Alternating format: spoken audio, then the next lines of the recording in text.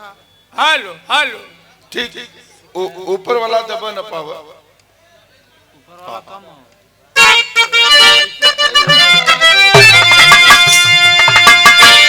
एक दंत करवर बदन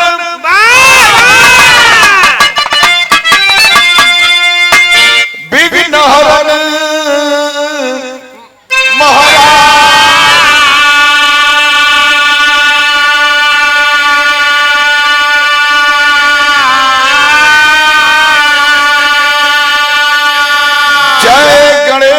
गिरजा सुमन प्रभु राख्यो हमारी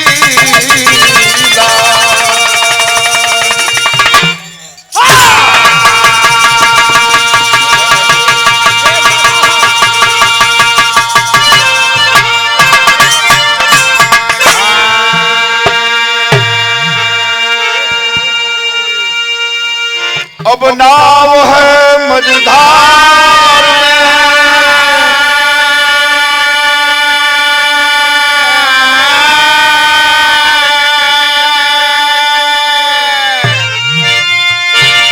नाव है मझधार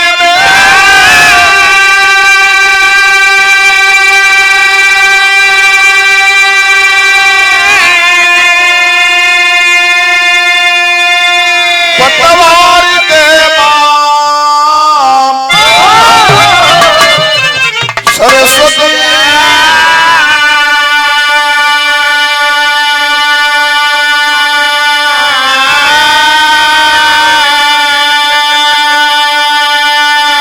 और मूर्खी अपने दास को आधार दे मां सरस्वती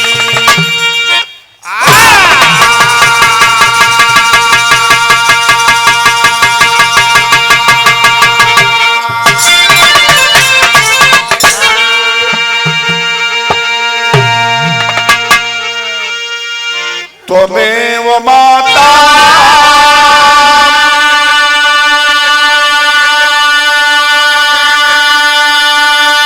च पिता त्वमेव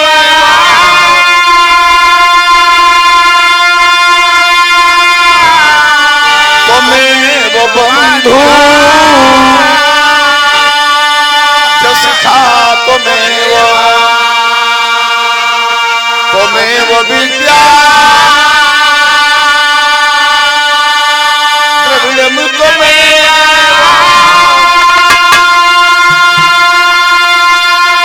त्वमेव सर्वं मम देव देव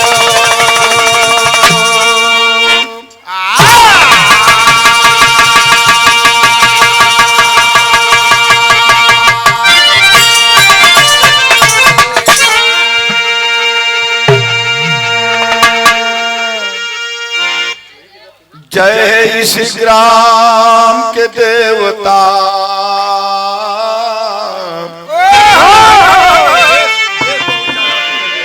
माइक वाले भैया है माइक वाले बाबू एक बेस कब करा फिर इतना भोभर काहे बोलो तो भैया हेलो हेलो अब थोड़ा सा बढ़ा ला बहुत ज्यादा बेस की तरह लगा था हमेशा विराम में बजावला आप देखी हाँ कई बार इनके मशीन पर तू चढ़ल हुआ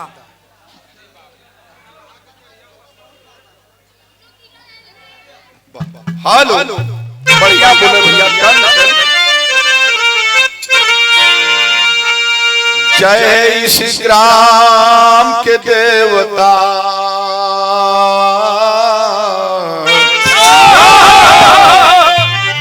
विनय करूं महाराज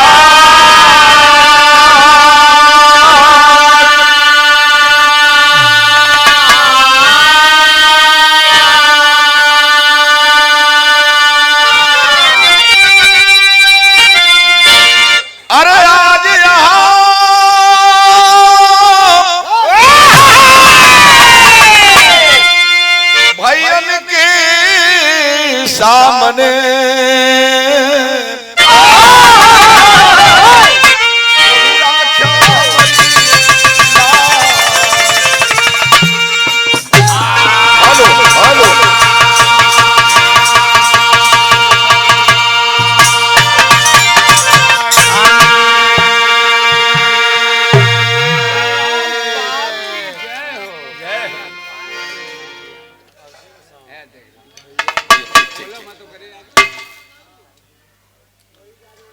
हेलो, यदि गड़बड़ी हो तो दूसर दे दा, तमाम रखले हुआ माई ए माई बेस एकर कम ना हो तो सटले पर बहुत ज्यादा भोभर बोलत हो, हटले पर नहीं बोलत हो। देख ला। अच्छा बाबूजी, आज हेलो हाय देखा तो नीचवा से लेके देखा। हेलो हेलो हेलो, ये ठीक तो है लेकिन हेलो, ठीक ठीक। विश्व विख्यात मिर्जापुर की ऐतिहासिक नगरी मां विंध्याचल की गोद में बसा मिर्जापुर का शहर, भैरव बाबा और आदि शक्ति मां काली का श्रृंगार क्षेत्र के लोग संगठन बना करके, कमेटी बना करके, संगठित होकर के हर साल की भांति ये साल भी कैलन और बड़े सद्भाव से, बड़े प्यार से रंगारंग कार्यक्रम का भी आयोजन कैलन। देर सवेर कार्यक्रम का शुरुआत भी हो गई। तो सबसे पहले बाबूजी दूर दराज से चल कर आए बिरहा के शौकीन श्रोतागण, बिरहा पांडाल में बैठे हमारे पिता तुल्य बुजुर्ग नौजवान साथी और देश के भावी कर्णधार नवनिहाल बच्चे, दूर दराज गीत संगीत को सुनती हुई हमारी माताएं बहनें, टेंट वाले बाबू, माइक वाले भैया, जनरेटर वाले भैया, भोजन बनावे वाले भैया, प्रसाद बनावे वाले बाबू, और धर्म नगरी इलाहाबाद की धरती से चलकर आए हमारे छोटे भाई बाबू त्रिभुवन यादव जी, उनके सहयोगी दल, मंच पर मंचासीन हृदय सम्राट कवि महोदय, हम भैया लाल पाल, विश्व विख्यात भगवान भोलेनाथ के त्रिशूल पर बसी काशी नगरी बनारस से चल कर आए आपके मिर्जापुर ऐतिहासिक धरती पर। यहाँ पर आए हुए सभी लोगों का हम हाथ जोड़ करके हार्दिक स्वागत, वंदन और अभिनंदन करते हैं। शुरुआत में ही बड़े सम्मान से बड़े भैया बाबू सुरेश भैया, मंदिर के पुजारी, आपके कर कमरों द्वारा सादर ये 500 रुपया पुरस्कार सुंदर माला से सम्मान कैलन है और 100 रुपया पुरस्कार सुंदर माला एक भाई और दिलन है, नमवाती बता दिया भी, शालिग्राम अकेला सुना हो। नेता प्रजापति भैया की ओर से भैया के बहुत बहुत धन्यवाद।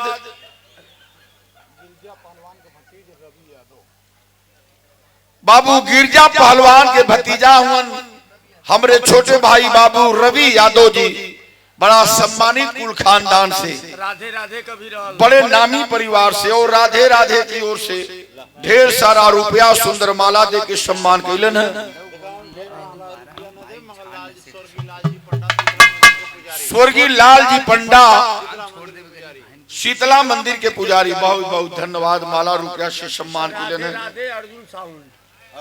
राधे राधे अर्जुन साउंड परिवार की ओर से पुरस्कार और माला दे के सम्मान कैलन, बहुत बहुत प्रणाम हो। एकदम शांति बना के ऐसे ही आप लोग बैठे, माइक वाले भी थोड़ा सा घूम के देख लिया, कौनो गड़बड़ तो नहीं बा।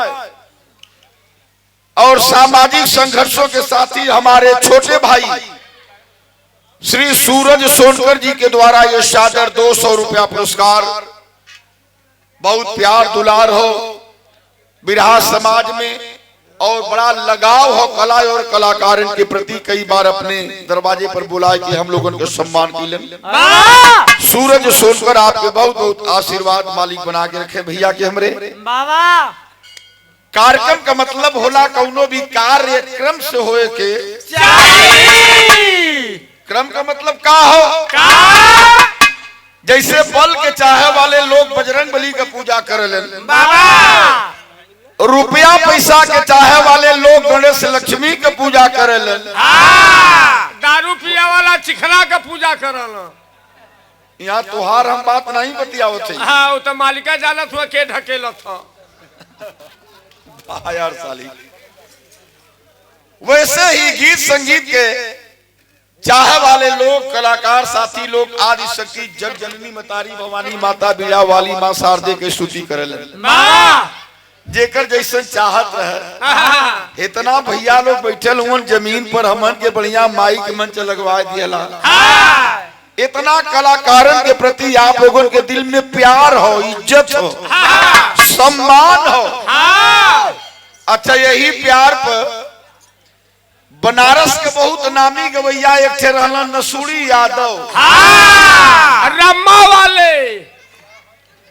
एक आध बार तुम छुअले ना न रहना, तो के तो एक मेरी छोड़ना छटक के भगला।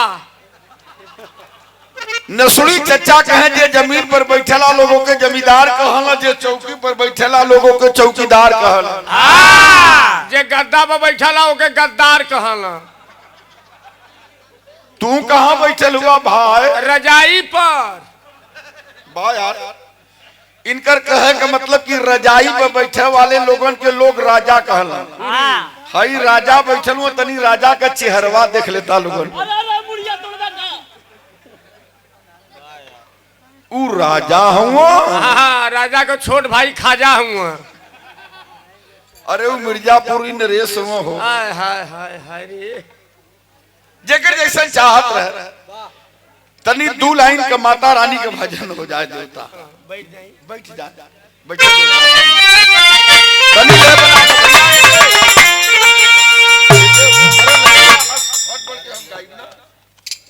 खाली सट के तो गाई ना, ऐसे ही थोड़ा सा खींचल करे लगा तो सामान हम गड़बड़ दे दिला तू। हाँ, जवन मजेदार चीज रहल, हाँ, अभी देला नहीं। हेलो, आवा।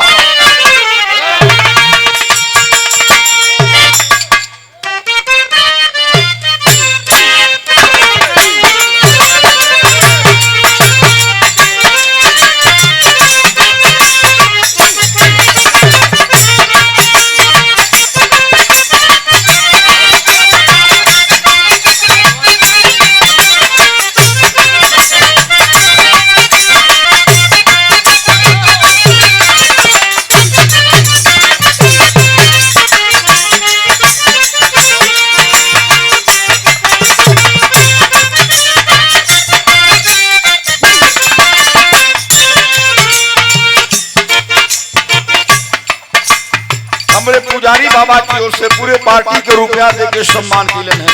बहुत बहुत प्रणाम हो। दास कहा माँ से कि माँ तू वही है ना। अरे शक्ति स्वरूपा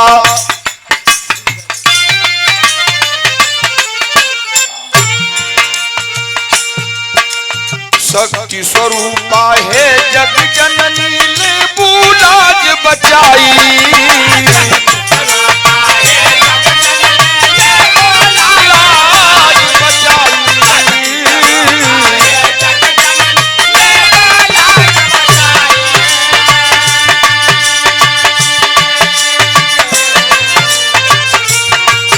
अरे शक्ति स्वरूपा है जग जननी ले बुलाज बचाई। हे माई माई के बूढ़वा आज बजाई। माई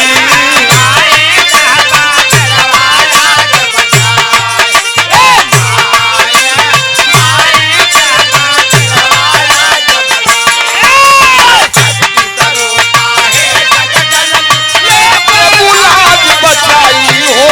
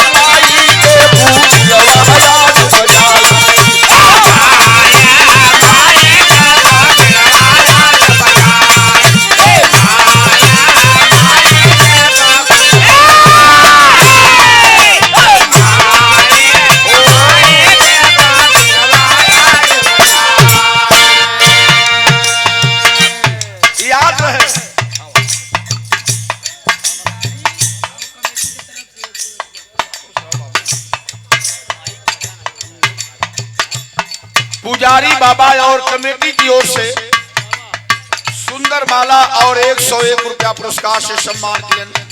पुजारी बाबा के बहुत बहुत प्रणाम और हमारे भाई की ओर से रुपया और माला पहिरा के सम्मान किए। बहुत बहुत धन्यवाद। माता रानी बना के रखे, भैरव बाबा का आशीर्वाद लगे। सब भैया लोगों के नमस्कार प्रणाम। देखा माता रानी के 2 लाइन भजन हो गए। विनोद बाबा की तनी से 2 लाइन बाबा के ऊपर हो जाए। भैरव बाबा के आज नगर की ओर से श्रृंगार करल गए और इस श्रृंगार के उपलक्ष्य में इतना शानदार कार्यक्रम के आयोजन कैलन हमरे भैया लोग। काली माई और भैरव बाबा। तब भैरव बाबा का 2 लाइन कैसे भजन होए के चाहिए।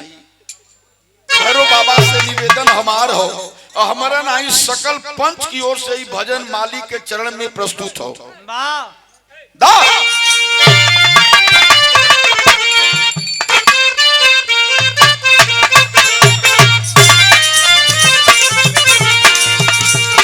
अरे बन के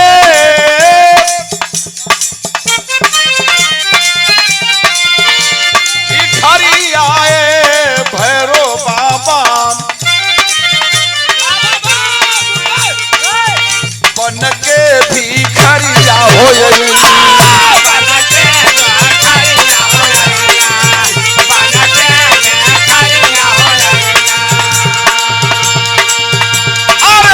तोहरी दुवरिया हो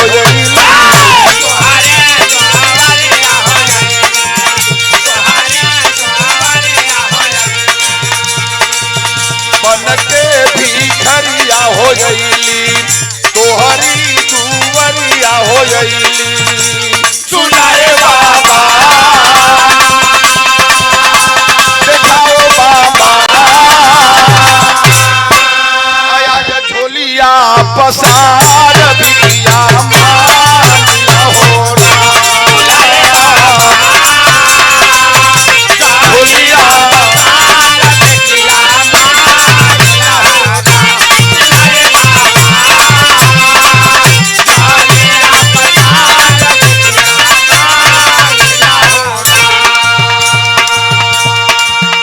झोलिया माता का चुनरी दे के सम्मान किलन।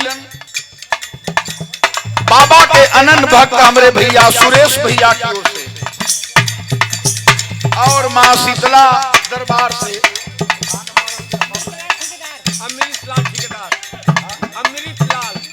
अमृत लाल ठेकेदार जी आपके द्वारा सुंदर माला 100 रुपया पुरस्कार। भैया के बहुत बहुत प्रणाम हो। मालिक बना के रखे। एक बार प्रेम से बोलिए भैरव बाबा की। अरे बन के भिखरिया हो गई,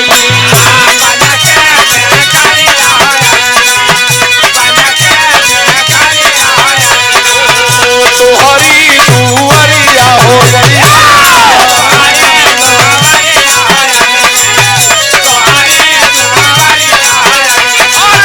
बन के भिखरिया हो बाबा, तोहरी दुवरिया हो बाबा। सुनाए बाबा देखाए बाबा आया झोलिया पसार भिखिया मानिया हो झोलिया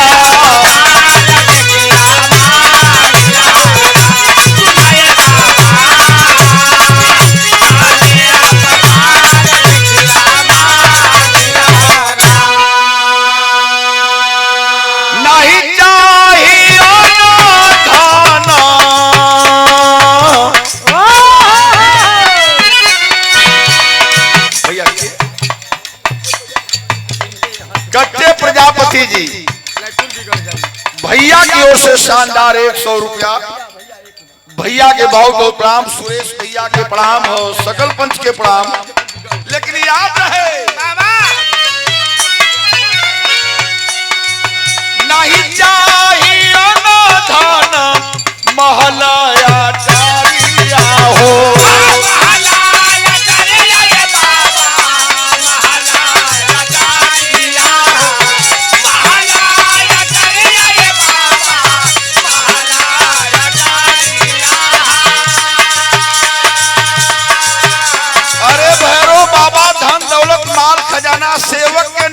चाहिए चाहिए का दर्शन के प्यासल बाड़ी हमारी नाजारिया हो हमारी नजरिया हो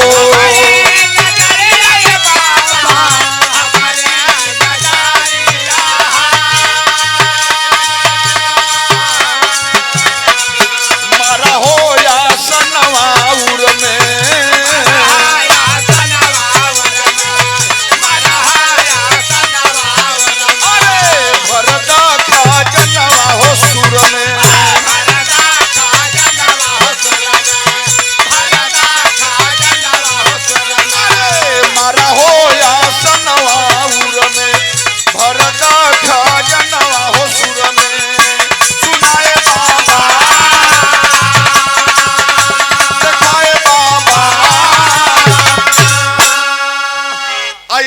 माया के पिछवा पिछवा भागिया हो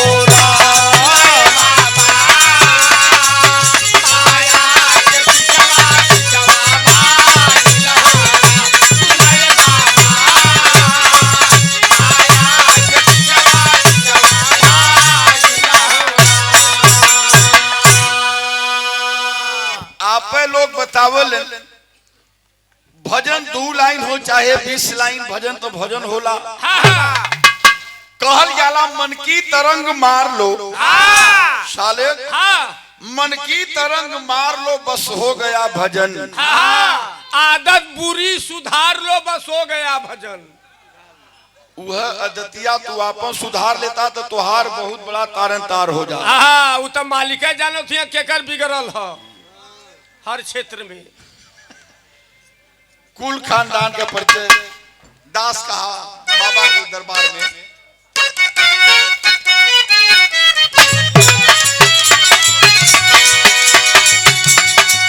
गुरुवर बिहारी पत्तू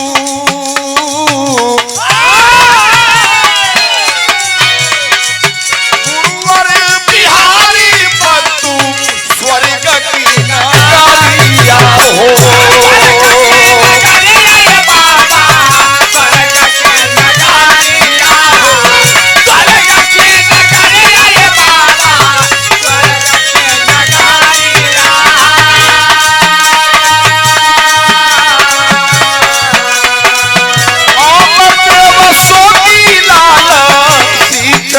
फूलवरिया हो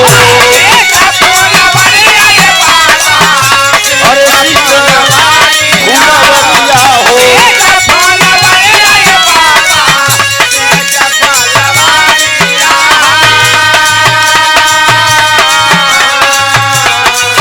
कबीरा मोती हंसवा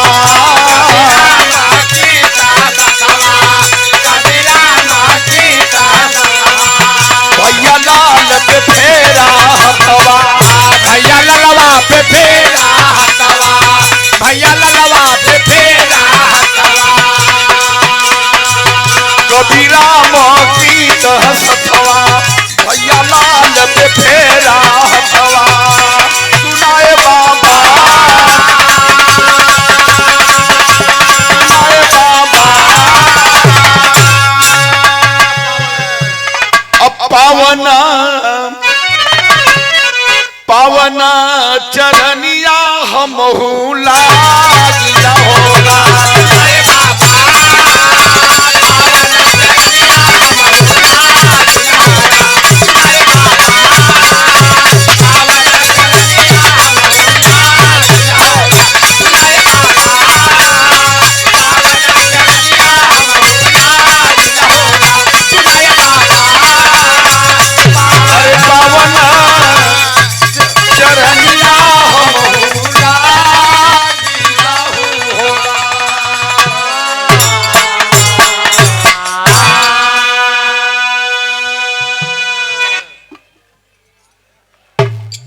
नरेश। हाँ का गणेश माता रानी के भजन हो गयल। हाँ तनी अपने बाबू के बजाओ। भैरव बाबा का भी भजन हो गयल। हाँ हाल कौनो ऐसा गीत बजावा हाँ कि सबको अपने घरे चल जाओ। ऐसा कोनो गीत बजावा महफिल बहुत रंगीन हो हाँ कि नौजवानन को रोवा पन पन करे लगे, हाँ लड़कन का हाई खुल जाए। हाँ अब बुढ़ऊ आज लोग इतना बुढ़ऊ बाबू लोग बैठल हुए बिरहा सुने बदे। हाँ इन लोग के तीनों फेस में लाई ना जाओ। 3 फेस आहो का होला भाई, 2 ठे छोटका 1 ठे लमका। आजकल उधर तो ये हुआ हाँ गलत मतलब माई का बात करत हुआ। कहीं तू और चल गई ला का। वाह तनी मिजाज में दिखाइए 21 रुपया पुरस्कार रोशन लाल प्रजापति हाँ चश्मा दे का लोछदी हाँ, लोछदी लोहदी लोहदी ले ला चश्मा भाग। लोहदी कला से भैया दिलन। हाँ पढ़े के बेरी तो भागत रला भेड़िन में। का बोलला यार साली बेकूफन वाली बात कर भैया बोले ना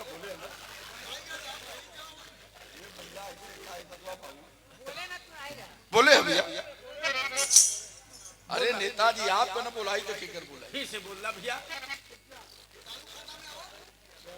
हमरे नेताजी 100 रुपया दिले रहलन है सुंदर माला के साथ। भैया के बहुत बहुत धन्यवाद, मालिक बना के रखे। हाँ ए भैया हमरे राजा भैया नरेश भैया शीतला पहलवान बाबूजी मिर्जापुर के आन मान शान आप लोग हुआ। कला और कलाकारन के बड़ा आप लोग सम्मान कर लेन।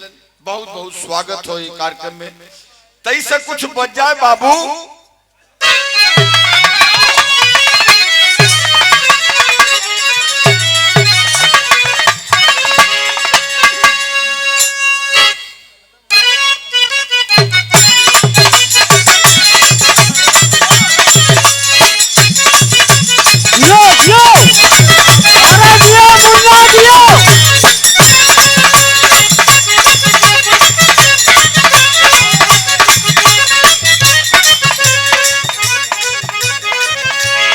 बड़ी मिजाजी गीत बजाओ तुम। क्रेता और विक्रेता सामान खरीदे वाला या बेचे वाला दोनों आपस में बतियावो तुम। कहलस ताजा ताजा ताजा ताजा फल रसदार बड़ुए अब वही तो गरम बाजार बड़ुए।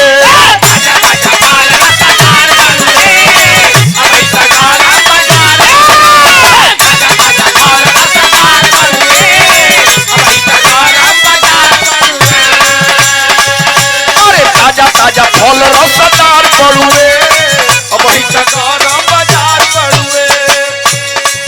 चला खेला भैया खेला ले हाथी खींचे हो। चला खेला भैया खेला ले हाथी खींचे हो। बोला का भाव बात हरा लीची हो।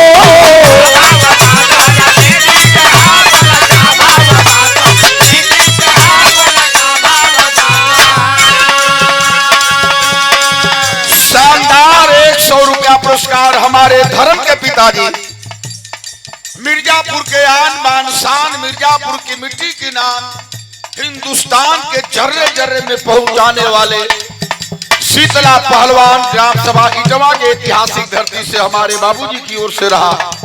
बाबूजी के चरणों में लाखों बार प्रणाम हो, आशीर्वाद की कामना हो। कितनी बढ़िया लाइन रहो। ताजा ताजा फल रसदार बड़ुए अब वही तो गरम बाजार बड़ुए।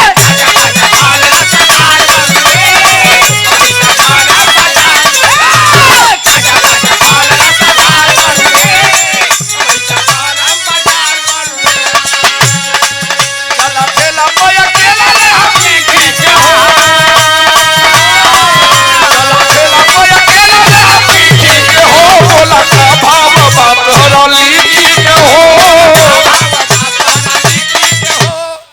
100 रुपया पुरस्कार मंडी पर चले तो नमो कहा बाबूजी का। गोपाल बाबूजी आपकी ओर से शानदार 100 रुपया पुरस्कार। बाबूजी के चरणों में हमारे बहुत बहुत प्रणाम, भैया के भी बहुत बहुत प्रणाम हो।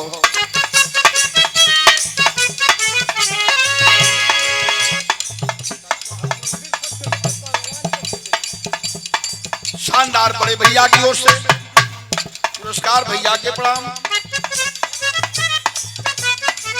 और सुंदर माला 51 रुपया पुरस्कार हमारे छोटे भाई महेंद्र पाल, ग्राम सभा भवानीपुर के ऐतिहासिक धरती से आकाशवाणी और दूरदर्शन के बड़े मशहूर कलाकार और बिरहा जगत में लड़कन में बड़ी चर्चा है।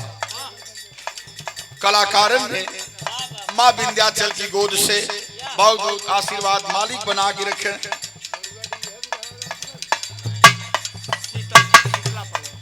हमारे धर्म के पिताजी मिर्जापुर जनपद के आन बान शान शीतला पहलवान बाबूजी इटवा के धरती से शानदार 100 रुपया। पिताजी के चरणों में बहुत बहुत प्रणाम। नरेश भैया, राजा भैया, आप लोगों के बहुत बहुत प्रणाम हो। गोपाल बाबू के प्रणाम है। दूसर का है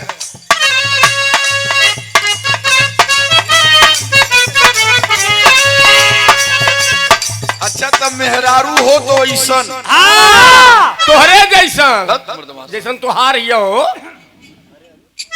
अपने दुल्हा के इतनी बड़ाई करत हो, इतनी बड़ाई करत हो। हाँ कितनी लेनिए में आप लोग समझ जाइबा। झारस जब बाल सैया जी लागत कमाल सैया जी।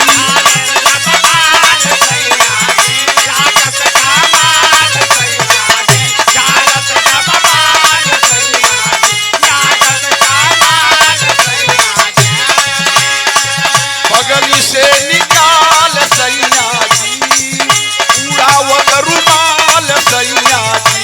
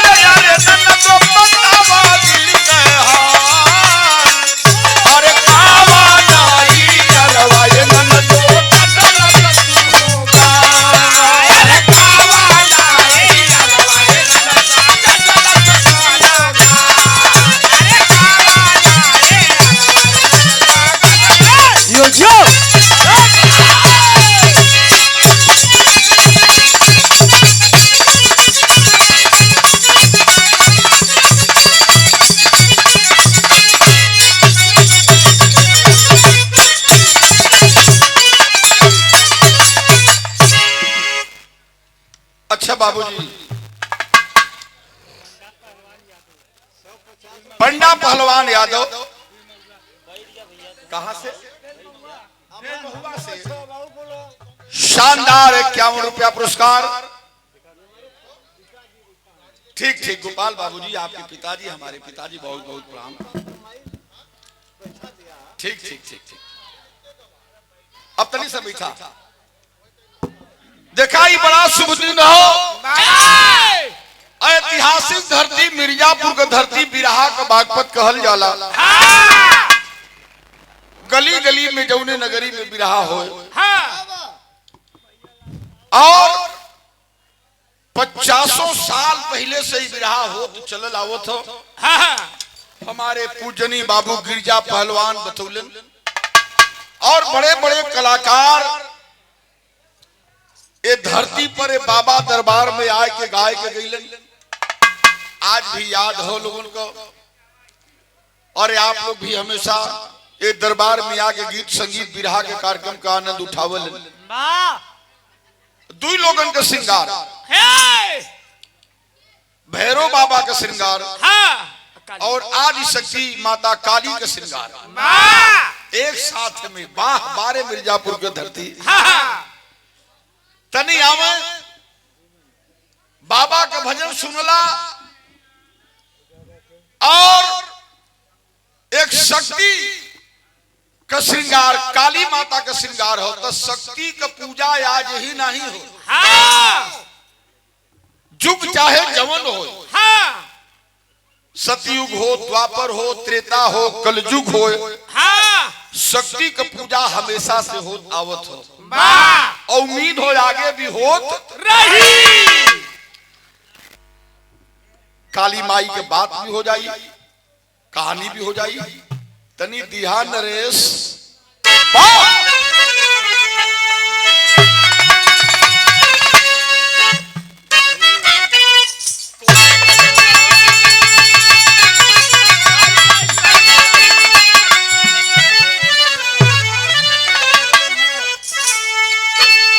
बाबू भोला यादव जी के कर कमलों द्वारा शानदार जंगहर से 100 रुपया भोला भैया के प्रणाम दा।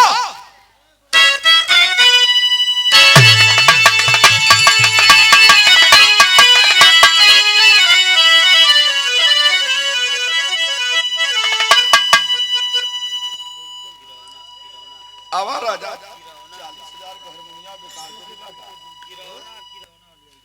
जल्ला छब्बी 200 रुपया पुरस्कार गोपाल देना ना फुटकर मंगला। अरे जे बाबा का ना लोगन का कटता हो, ऐसा बात नहीं है यार। खुला मांगे तुम तो जी की दुइया सौदा 500 का ना हो। बड़ा प्यार है आप लोगों के तो सब आए। अब लेला दोनों सब लेला, अब लेला। शानदार 100 रुपया पुरस्कार हमारे धर्म के पिताजी मंडी से गोपाल बाबूजी, ये कई बार पुरस्कार देके सम्मान किलन है गोपाल बाबूजी की ओर से। बैठा बैठा, अरे आपको देते लगा ठीक है, बैठ ले, बाद में आ जाएंगे और रात बाकी हो जाओ।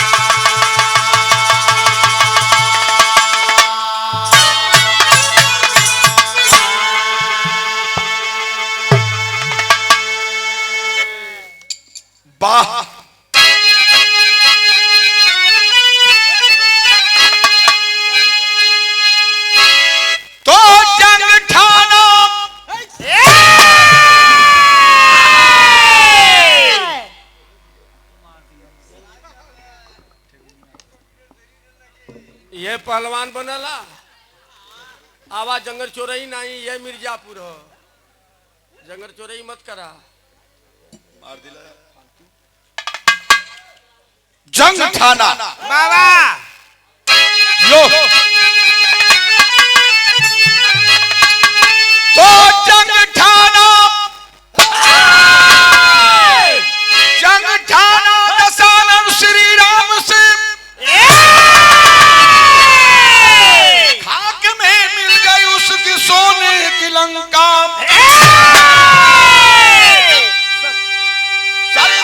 सन से सन सन जो चलने लगे,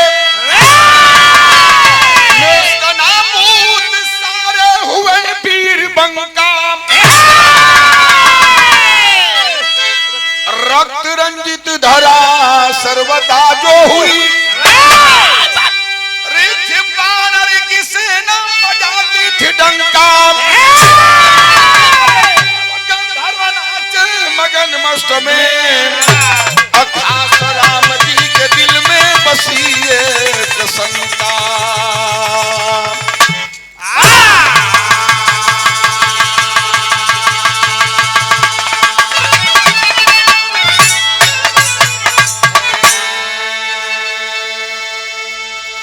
कहानी तो वो सुनावत है आप लोगों के कहवा कि नहीं यार भैया लाल ये श्रृंगार में कहानी सुनौलन बात कौने समय कहो कौने समय का लंका के राजा रावण का वध कैले के बाद दुनिया के मालिक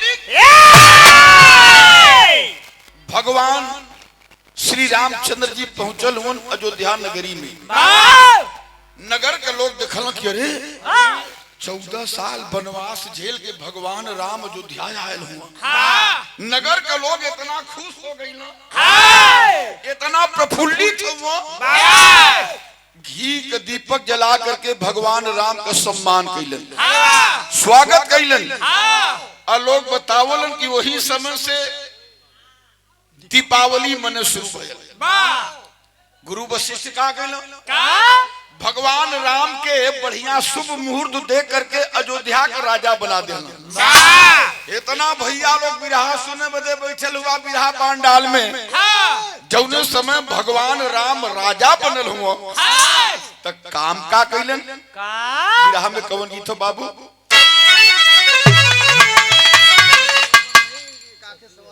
हाँ अब कौन गीत हो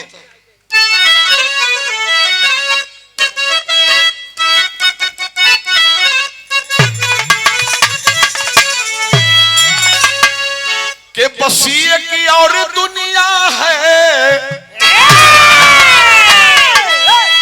बसिए की और दुनिया है इसी संसार के नीचे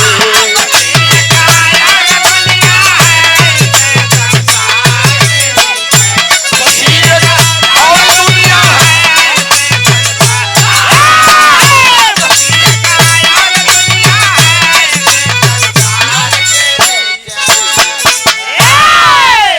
तर्ज हो लेकिन बिरहा में भाव हो सुना हो कि जवानी जंग भरती है अरे जवानी जंग भरती है जवानी की क्या मस्ती है जंग भरती है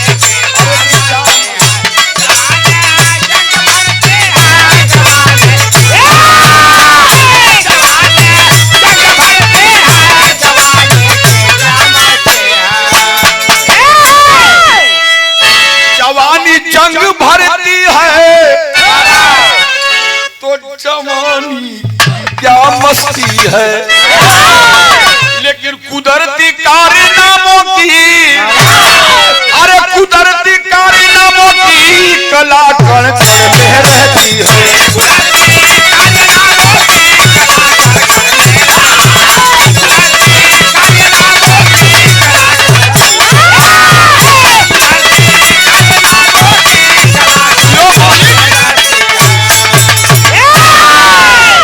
बात के समझला जैसे आज यहाँ आप लोग बिरहा सुनो थुवन बाबा के श्रृंगार के उपलक्ष्य में अयोध्या नगरी में रात का समय हो नगर के लोग नींद में मस्त सुतल हो अब भगवान राम कहाँ हुआ बड़ा लंबा चौड़ा सेज सजल हो वही बिस्तर पर भगवान राम और जनक नंदिनी जनक दुलारी माता सीता दोनों जने बतियावत राती के हाँ उनके दीने में राती के बतियावत हो जला छवि बतियावत बतियावत बतियावत बतियावत भगवान राम तनी से टनटना गई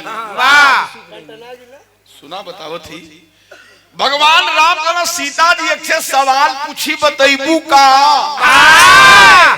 कल पूछा प्रभु का सवाल है भगवान राम कहला ये बतावा लंका का लड़ाई तुम्हारे सामने लड़ल गयल।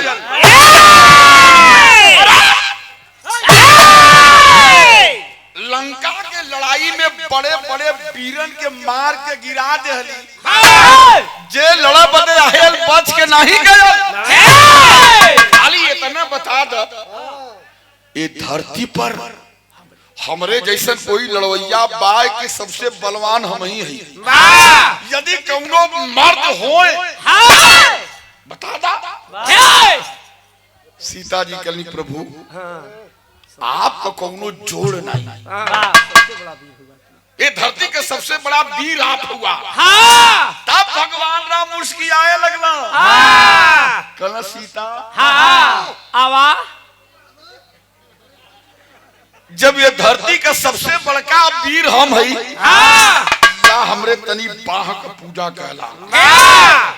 आवा आवा हमरे बाह का पूजा कहला। आवा पूजा। ई राम बनत हूँ।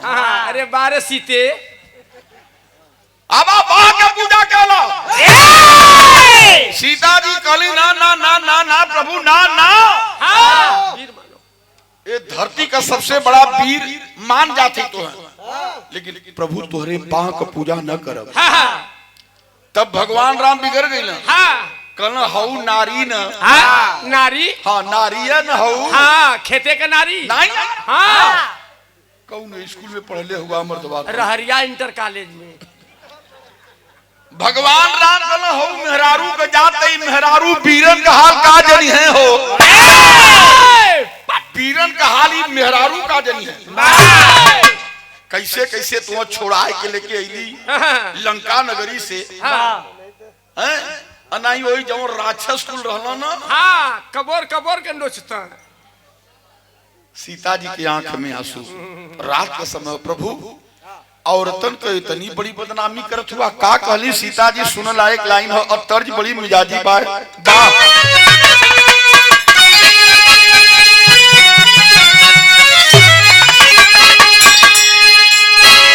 अरे सुन कैला बलमू, सुन कैला रजऊ कचौड़ी गली, सुन कैला दुल्हा। यही मिर्जापुर के कैला गुलजार हो, कचौड़ी गली सुन कैला दुल्हा।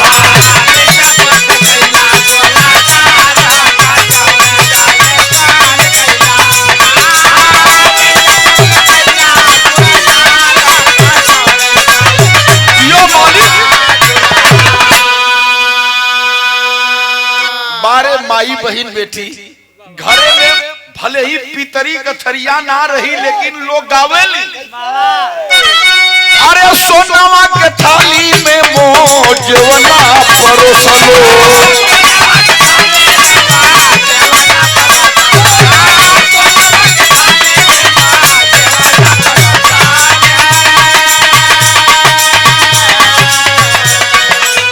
सोनावा के थाली में परोसली कचौड़ी गली सुन कैला रजऊ।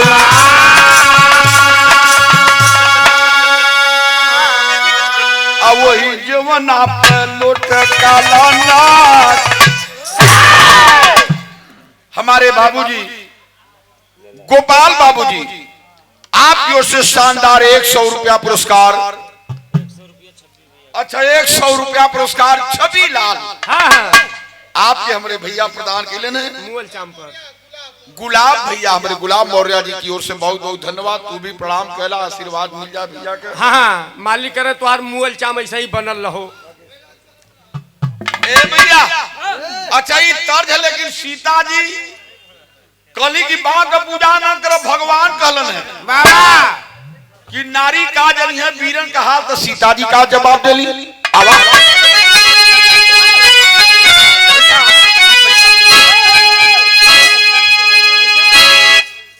विचार करा सजना, विचार करा सजना, बात पे विचार करा सजना। यही नारी कर लाती रस्तार होगी बात पे विचार करा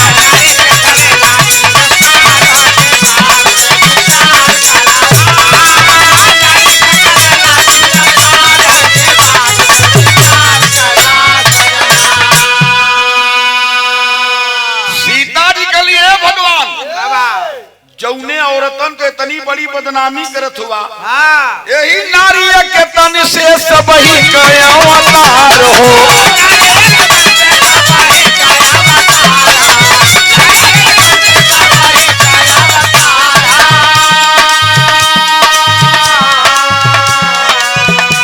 अरे जननी जगत के नहीं से संसार होगी बात पर विचार करा सजना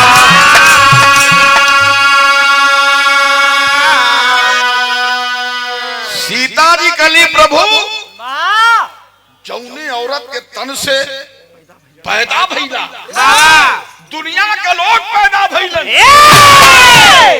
बड़े बड़े ज्ञानी बड़े बड़े लोग ऋषि मुनि राजा साधु संत फकीर जौने नारी के तन से पैदा भइला वही नारी के अपमानित करत हुआ तोहरे जैसन मंद बुद्धि के आदमी खोजले ना मिली हम पूजा के पूजा तोहरे ना करो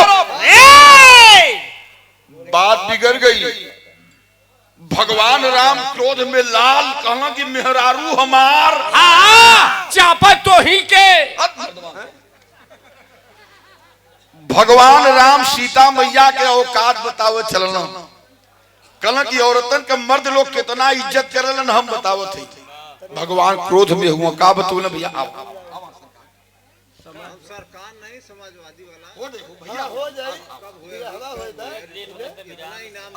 लेट हो तो एक तो लेट शुरू भइल हम गा के थे गा देती आप पे आदेश एक बाद हो जाए जब होए तो फिर हाँ अच्छा ठीक सब वहां बैठा होई लगी तो बुला ले होई लगी तो बुला ले के बोलोगे आप के बुला ले मेहमान ना मुंह कहां में जाना अच्छा तू बैठा अब हमारा दिमाग खराब हो तो तू अरे तो तू बैठा भैया बैठा चला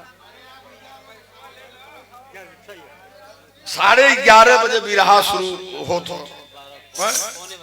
11:45 बजे कहना बड़ी बवाल हो गई भगवान राम क्रोध में लाल सीता जी से कहना का विरहा में बड़ी पुरान तर्ज लग गई पुराना भैया लोग बैठे हुआ देखा कुछ पुरान चीज से भड़किया मत कुछ पुरान सामान बहुत मजा देला हो साली जैसे पुरान चाउर मिल जाए और पुरान गुड़ मिल जाए हाँ पुरान मेहरारू मिल जाए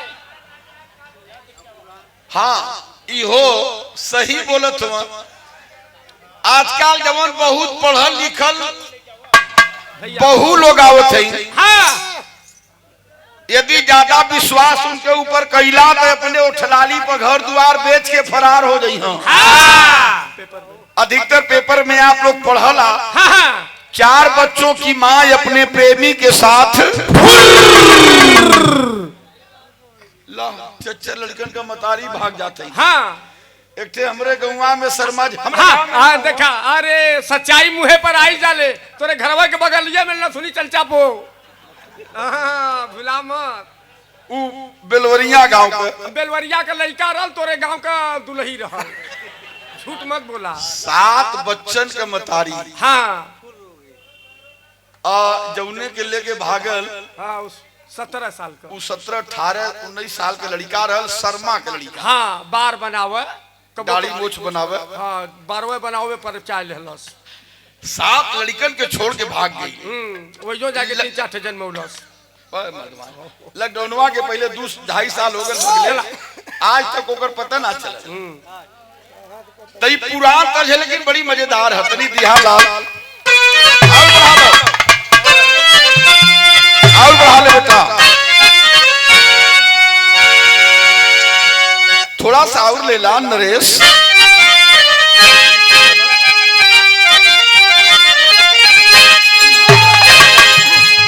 बारे गाजीपुर वाले सिमुरत छछा हाँ स्वर्गीय गजब गाँव भाई अपने जवानी के आलम में लहर भर दे।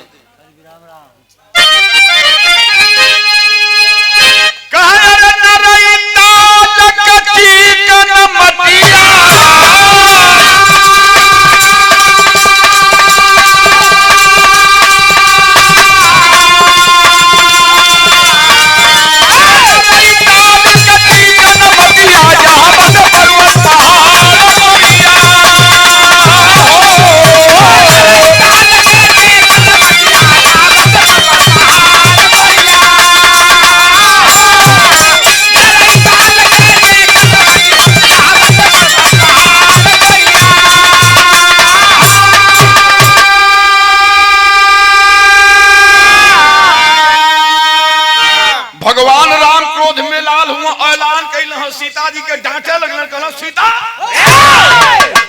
औरतन के तनी बड़ाई तो सुना हमार बात। अरे सुन के बचनिया सिया जी के हंस के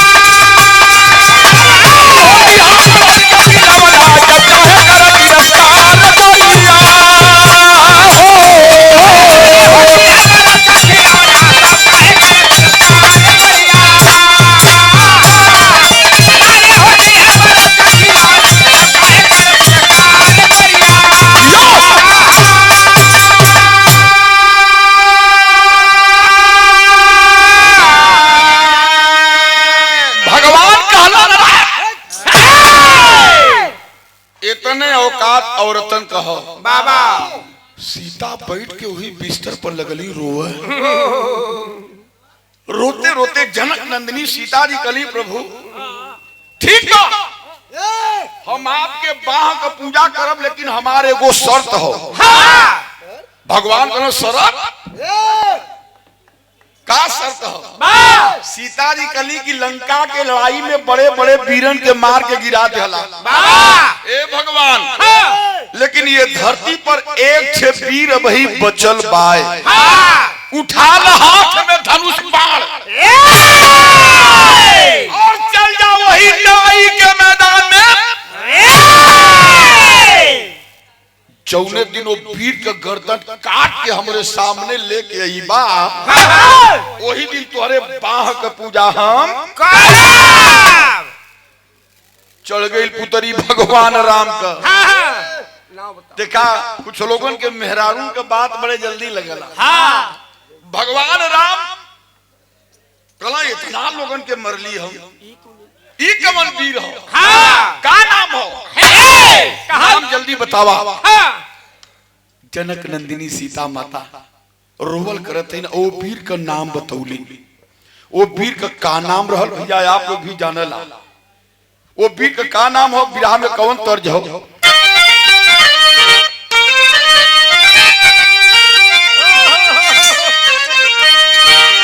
ज्यादातर ए तर्ज के मेहरारू गावेली।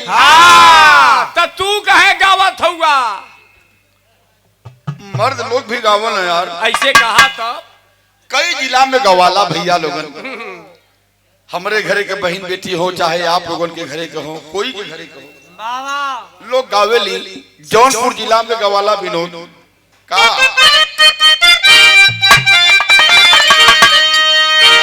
गई है कि तर नरिया रवा की बारी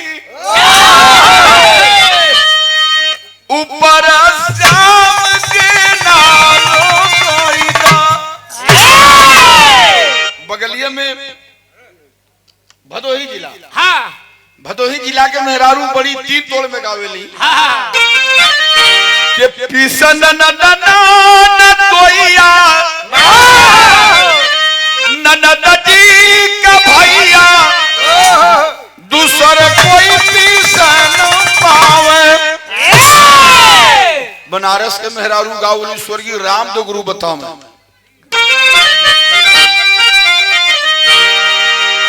गंगा जी के तनो नहाइबा पातर तिरिया न पईबा राजा। बगल में चंदौली जिला चल रही बा। हाँ साली भैया वो। अरे अरे भाई जौन भकर भकर बोलत हुआ हाँ भैया। इनकर घर चंदौली में है। इनकर मेहरारू एक लाइन गावेली। हाँ कैसे? साली के मेहरारू बड़ी उठाए के गावेली। हाँ अरे अरे हाँ हाँ ए, कनवा उठा के गावेली। अरे एक लाइन इनके मेहरारू को बताई दे। जायदा होगा। इनकर मेहरारू गैया की कमर पर मैकिया छोड़ दिले का यार सब। जायदा हो लगल बस करा रहा। इनकर दुल्हन गावेली। कमर पे पड़ली गरारी अरे कमर पे पड़ली गरारी राजा जी मजा पीछे से। पाँचगल पेटे का पानी। पेटे का पानी का जब तुहार मेहरारू गावेली उगाए देली। अच्छा ये तर्ज है लेकिन बिरहा में बहुत बढ़िया फर्ज लगल भैया लोगन। तोहार वाली कैसे गावेली? हमार मेहरारू नहीं गावेली बिरहा में भाव है। ए बजाया सुन मत कूचे लगाओ। हम सुनले हई। तुहार तो भयो न लगी यार। त खिड़की में से न सुनली की छुअली।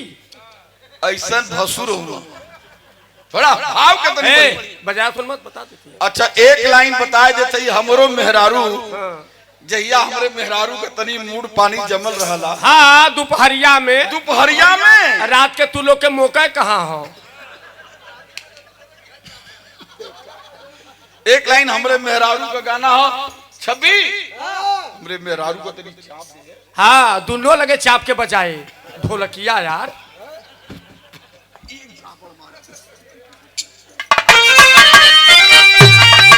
मेहरारू हमार गावेली की हम तो हई पिए पास होए रजऊ।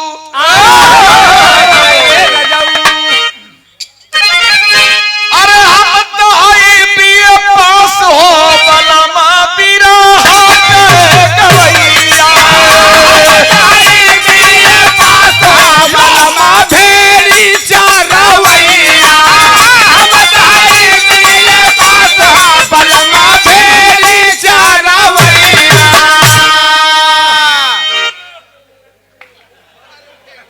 अभी हंसत हुआ लोगन। हाँ अपने बेरी दर्द होए लगल। ई मर्दवा हमरे पीछे पड़ गल हुए तो आगे के परी जब पीछे फायदा होता।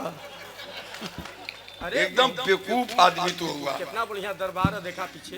शानदार 200 रुपया पुरस्कार बाबू गिरधर राम मास्टर साहब मैनेजर साहब के चाचा जी आप हैं। दिलदार नगर। अरे वाह शहीदी धरती गाजीपुर के धरती से 200 रुपया पुरस्कार गिरधर राम मास्टर साहब मैनेजर साहब के आप चाचा जी हैं। दिलदार नगर गाजीपुर के ऐतिहासिक धरती से बहुत बहुत प्रणाम। गाजीपुर का बहुत कहानी हम लोग गावल जाला भाई। हाँ शहीदी धरती है।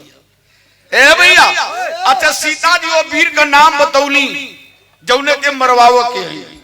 का नाम ओकर हो के कंपित हो सिया महारानी। अरे कंपित हो सिया महारानी करारी करके बोली है तारी।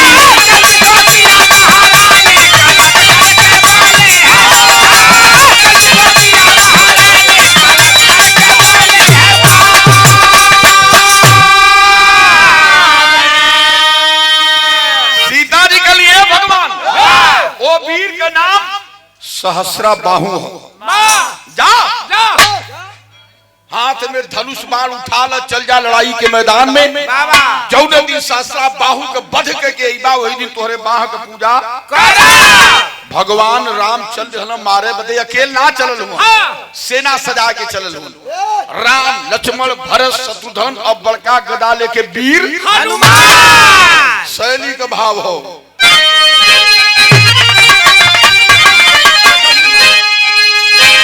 अरे बच्चवनी माता रण में लजिया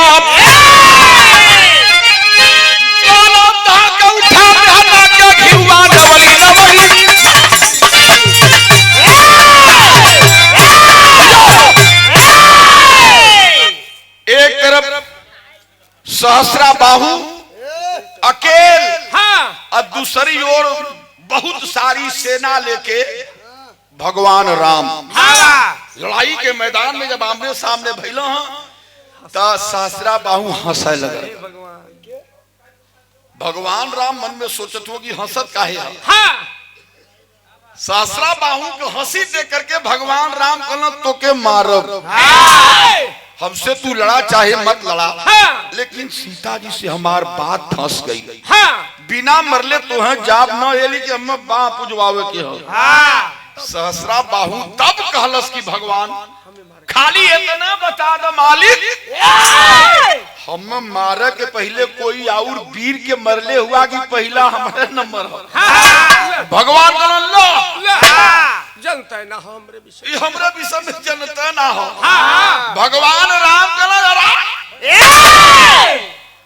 किष्किंधापुर के राजा बाली का वध कैली, लंका के राजा रावण का वध कैली, जंगल में जाके ताड़ुका राक्षसी का वध कैली, और आज तोर नंबर हो।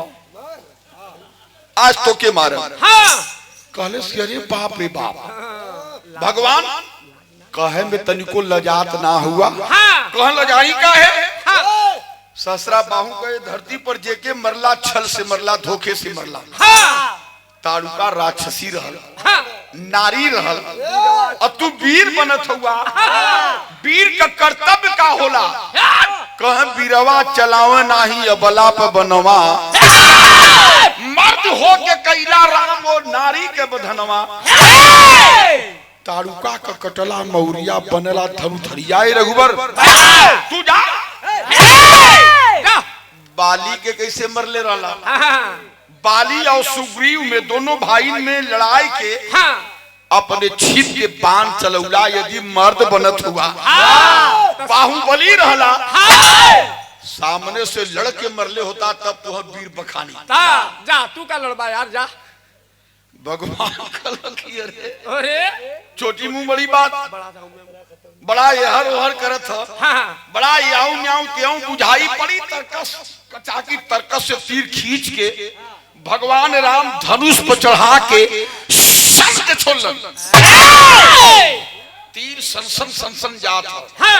सहस्रा बाहु का कैलस उछल के तीरिये रोकलस। कैसे ला ले जा चूल्ही में लगावा। भगवान कहल कि एक वार हमार खाली चल गए तो अपने कई वीर बनत है। भगवान राम दूसर की तीर छोड़ा चलना है, तब सहस्रा बाहु चिल्ला उठल क्या खबरदार भगवान दूसर की तीर चलाया मत, नहीं अनर्थ हो जाई। भगवान कहल एक का तीर में लगले चिल्लाए, लगल तोर फटे कह चिल्लात ना यह धोखा हो। कहा कैसे सहस्रा बाहु कहे कि खाली मारे जानल मरवैबा न। एक वार तू हमरे ऊपर कैला, अब वार करे के दान हमार हो। एक तीर तू मरला, दूसर की तीर हम मारे तब तुहार नंबर आई। भगवान राम नीचे मुड़ी के सोचत हुआ बतिया तो ठीक कहत हो। तो मरवाबा। अच्छा कौन तीर छोड़ले है सहस्रा बाहु आवा।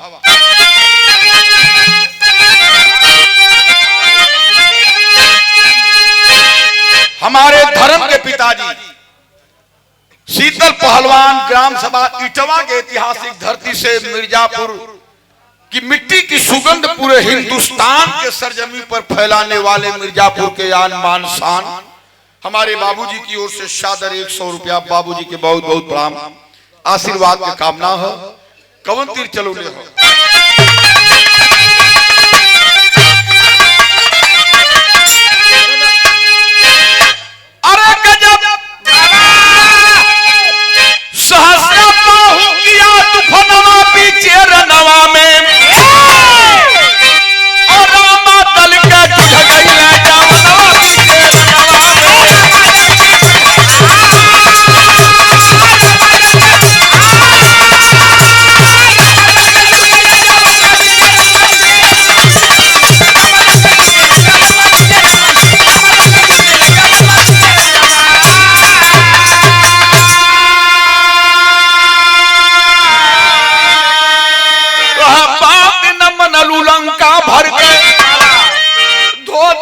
से अनुरवा हो मार के तानाया अवध में कर दलू महुरवा हो।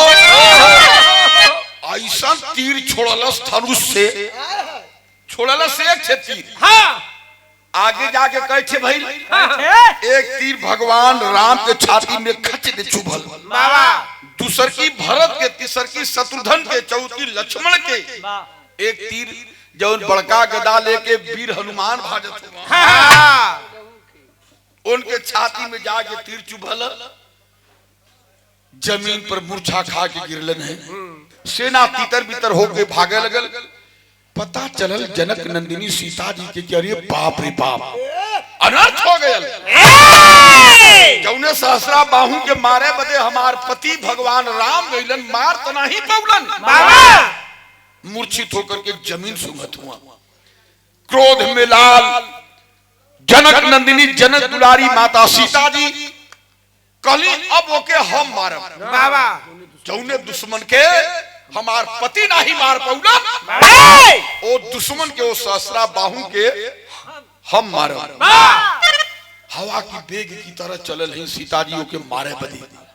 सोचत है सीता जी अब चलत है।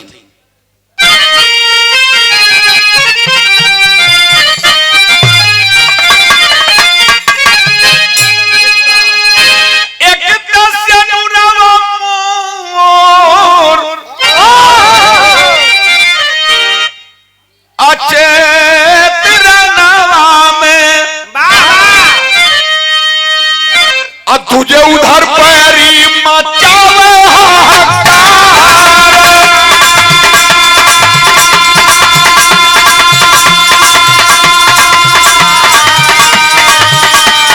तुझे उधर पैरी मचावे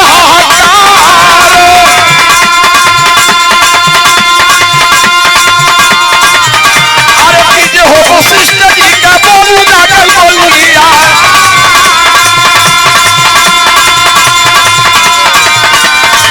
सीता माता खाली जरा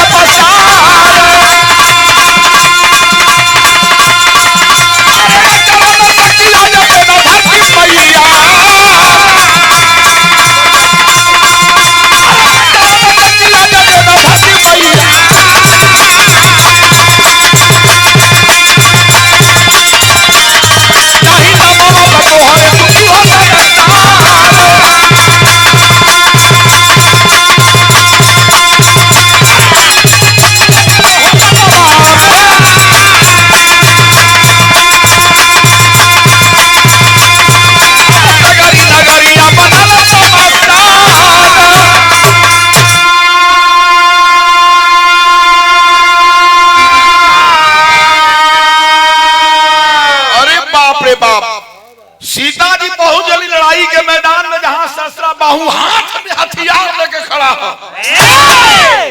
सीता जी कहली कि सहस्रा बाहु तो से युद्ध करब बाबा। अरे सहस्रा बाहु कहले कि अरे माता आप हमार मतारी हम आपका बेटा। अयोध्या का कुल वीर खत्म हो गई ना का। अयोध्या में मर्द नहीं हुआ कि तू अनु लड़े बदे ना हम तो उससे युद्ध न करब। सीता जी ले जाए लगली कि हमें के मारे बदेली युद्ध करे बदेली माता माता के घोरावत ये तो बड़ा गड़बड़ हो गया। तब सीता जी 5 कदम गिन के पीछे गई और जब घुमली है सीता जी तो सीता जी सीता ना है के हो गया के आदि शक्ति माता रणचंडी। हाथ में कटार लाल लाल बड़ी बड़ी आंख क्रोध में लाल। सीता जी आदि शक्ति का रूप बनौने कहले कि अब तो के मरले बिना जाब ना बाबा। अच्छा सहस्रा बाहु भी वीर रहल कहले सीता बाबा। एक तरफ सीता जी रणचंडी के रूप धारण करके दूसरी ओर सहस्रा बाहु तलवार से तलवार टनके लगल। अंतिम भाव हो हमारे धर्म के पिताजी ग्राम सभा इटवा के ऐतिहासिक धरती से श्री शीतल पहलवान अच्छा उनका सुपुत्र हमार भाई नरेश पहलवान एक दिन बिरहा आप यहाँ रहल बड़ी सम्मान बहुत इज्जत कैलन बाबूजी के बहुत बहुत बलगी है। मिर्जापुर के आन बान शान कहल जाना। हमरे शीतल पहलवान, गिरजा पहलवान, विनोद पहलवान, ये लोग आन बान शान हुए धरती के। बहुत बहुत धन्यवाद हम मालिक बना के रखे। अच्छा सीता जी रणचंडी के रूप में ही भाव हो।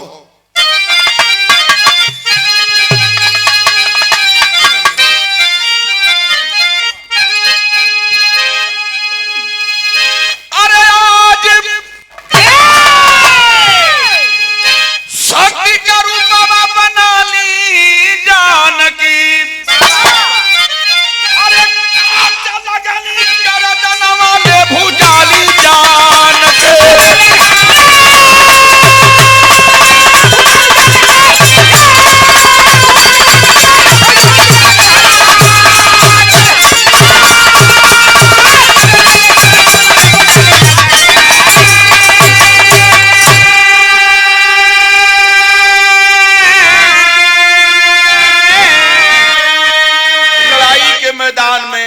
लड़ते लड़ते रक्त गिरे जो एक बूंद, परी हजार तैयार हो। अगम में सीता माता दयाली प्रिय करा पसार हो।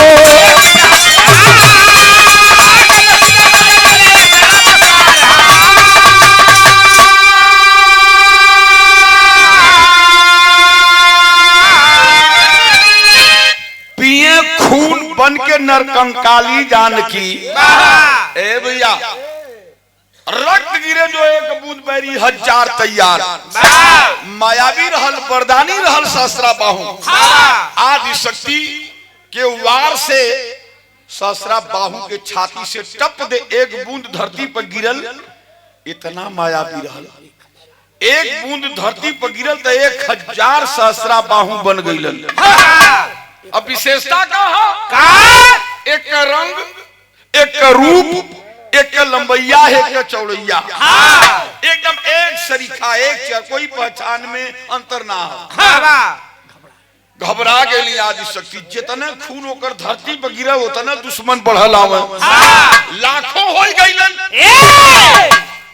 आकाशवाणी होती है कि आदि शक्ति रणचंडी ऐसे ये मरने वाला नहीं है। कलिताप कि जौने दुश्मन के मुड़ी काटा ओकर रक्त धरती पर गिरे न पावे। नहीं जितने खून धरती पर गिरी उतने बढ़ल है। मरले न मराई। बारे आदि शक्ति माता रणचंडी महारानी वह कैली भैया लोगन। जौने दुश्मन का मुड़िया काटे साली दौड़ के खप्पर में रोप के खुनवा और खुनवा के पिए ले जाए।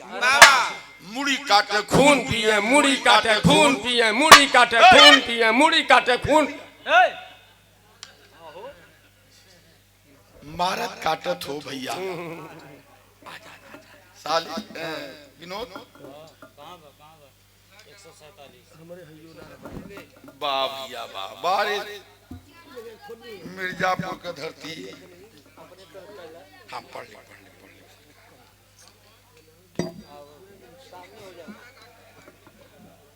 इधर इधर इधर हो जाए। देखें पंडा संतोष कुमार श्रीमाली संग मुहाल साई मंदिर के आप पुजारी बाबा की ओर से शानदार रुपया, बहुत बढ़िया दुशाला कि ठंडी न लगे दे करके हम उनके सम्मान के लिए न आप पुजारी बाबा के चरणों में आशीर्वाद की कामना हो। पैसा बुन कर दे दा और आशीर्वाद दे ले लगता। ए भैया बड़ा भाव हो कलाकारन के प्रति, बड़ा इज्जत होला भाई। मिर्जापुर का धरती तई है। माने के हुई तब का पहलवानी करत रहली। पहलवानी पहलवानों का तब भी कई बेरी पूरा भरुहना अरे तमाम दंगल में हम आई भाई। दंगल में हिला जरूर, लेकिन हरदम पटकैबे कैला।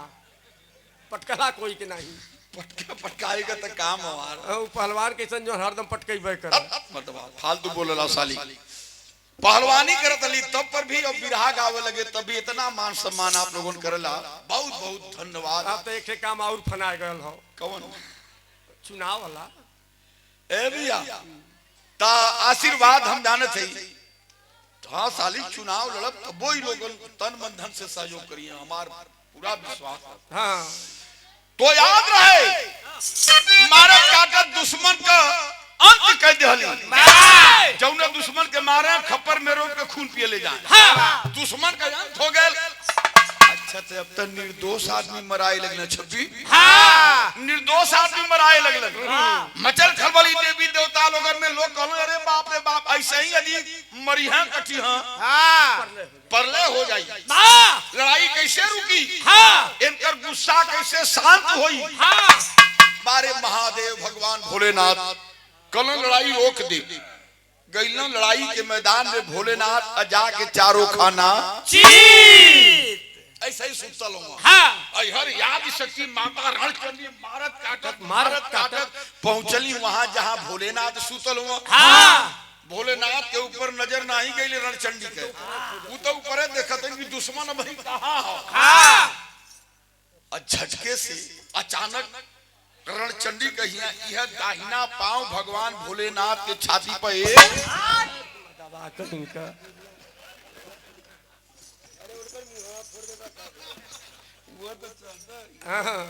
वाह अरे बारे रणचंडी। ए भैया भगवान भोलेनाथ के छाती पर दाहिना पांव रणचंडी का पड़ल। पैर के नीचे कुछ मुलायम महसूस भल तो रणचंडी के ऊपर जब नजर आऊ नीचे आई। और जब नीचे देखली कि भगवान भोलेनाथ चित्ते सुतल हुन उनके छाती पर हमार दाहिना पांव हो। आय हाय हाय बतिया बिगड़े लगल हो भैया लोगन। वही समय रणचंडी का रूप का बनल। पड़ी नजर नीचे तो ऊपर रुक गई भुजाली।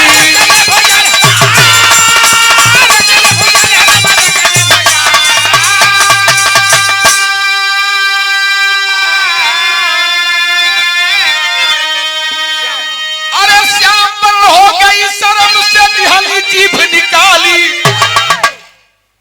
गोर बदन काली हो गई भैया रणचंडी के।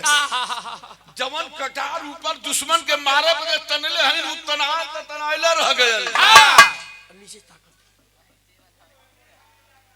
आंख लाल लाल बड़ी बड़ी जवन हो खुलल तो खुलल रह गयल।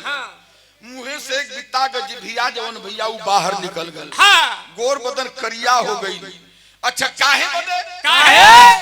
भगवान भोलेनाथ के रणचंडी आपन भसुर मानत रहली।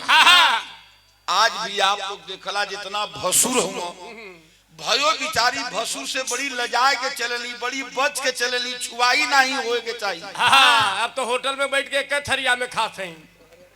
तो और बात ना बतिया हमारे भयो है ना, यही लिए मालिक तुम्हें भयो ना दे हमर खाली तोरे मेहरारू तुम्हार भयो है।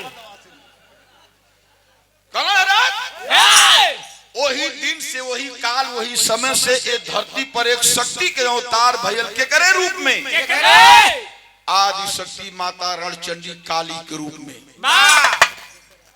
जेकर आज श्रृंगार के उपलक्ष्य में विरहा होता। अच्छा काली माई के पूजा सबसे पहले कहाँ भल? कहाँ? कलकत्ता में। अब बहुत विशाल माता का मंदिर भी हो। हम लोग गावल जला तू ही मंगला तू ही कपिला तू ही कलकत्ते की तक काली माता का उत्पत्ति भैल। लड़ाई शांत भैल, लड़ाई रुक गई, गुस्सा माता का शांत हो गए और काली जी का उत्पत्ति भैल। तब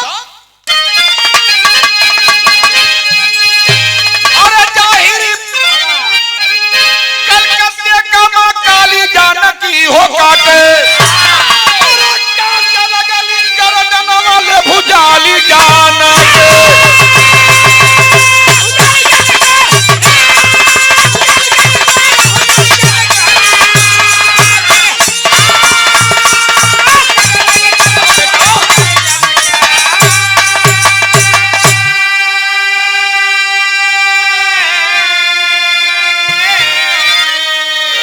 गुरु बिहारी गुरपतु जी अमरलोक के बासी। अरे हाँ यमरदेव के सौकेदार बसे नगरिया।